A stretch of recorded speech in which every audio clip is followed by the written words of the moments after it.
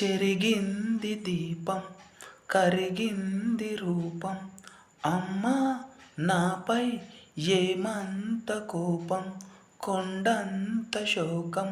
నేనున్న లోకం నన్నే చూస్తూ నవ్వింది శూన్యం. నాకే ఎందుకు శాపం, జన్మల గతమే చేసిన పాపం. పగలే దిగులయ్యేన నడిరేయే ముసిరింది, కలవర పెడుతుంది పెను చీకటి.